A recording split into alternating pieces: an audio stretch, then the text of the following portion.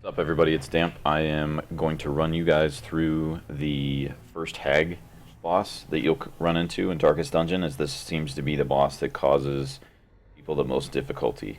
So, first couple tips, party composition you're going to want to take that I feel is probably the best for this fight is 2 Hellions, a Bounty Hunter, and a Vestal. The Hellions have really good DPS, and this fight is really a DPS race. She is going to take somebody and put them in a pot. And a lot of mistakes first time players make is they try and DPS down the pot, and it distracts from the boss. And really what you want to be focused on in this fight is just DPS her down. Don't worry about anything else other than just DPSing down the boss once somebody gets in that pot. And then it's a complete race to see, how much damage you can do if you can almost beat the clock, so to speak. So a couple things you're going to want to take when you come to this dungeon. Make sure you take more food than you think you need. As you can tell, I'm at the end of the dungeon. I have 17 food left. That's because of getting pretty lucky with the herbs here that I got a ton of extra food. So I used the herbs on the beast carcasses, and I was able to collect some more food that really helped being able to max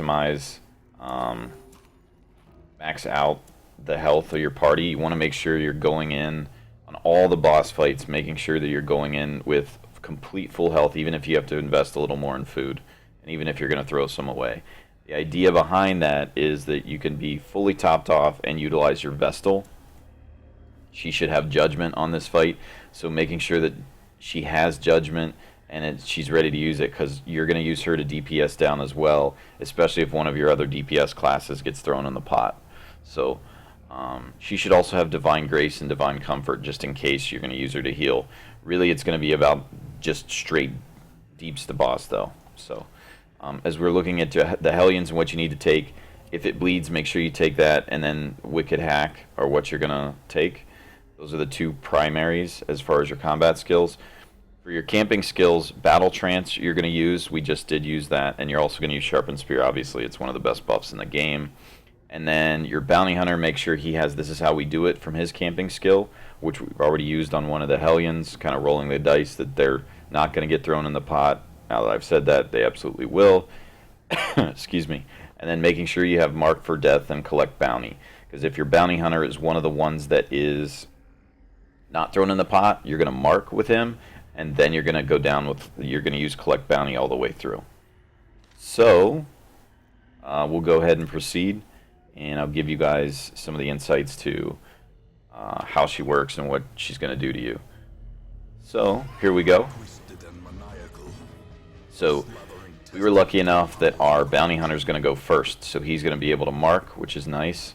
Hopefully, he doesn't get thrown in the pot, and he'll be able to DPS her down. But as you can tell, she only has 66 HP, and she isn't resistant to bleed. Another reason why Hellions tend to outperform on this fight, because we're going to stack if it bleeds on her. So, that's seen here. So, here we go. Alright, so our Hellion went. Everyone's at full health. DPS with Judgment.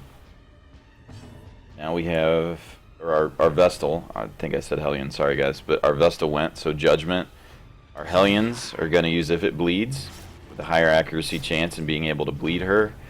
Now she's going to throw the Vestal into the pot, which actually is pretty good for us, especially considering our first turn. Then she debuffs one of our people with the Seasoning, which is unfortunate because they're one of our better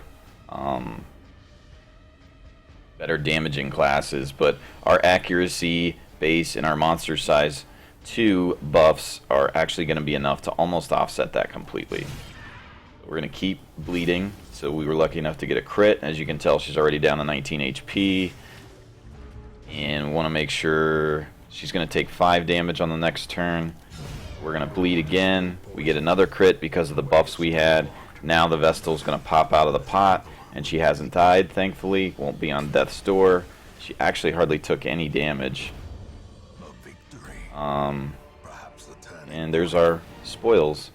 So that's a really quick fight, guys. Again, she doesn't have a lot of HP. If you've got the right Hellions, and you were, able to upgrade their skills, which you should absolutely do if you're going to take them on boss fights, and you have the right camping skills, and you buffed the room before, it should go well. You shouldn't really have a lot of problems if you bring this class composition.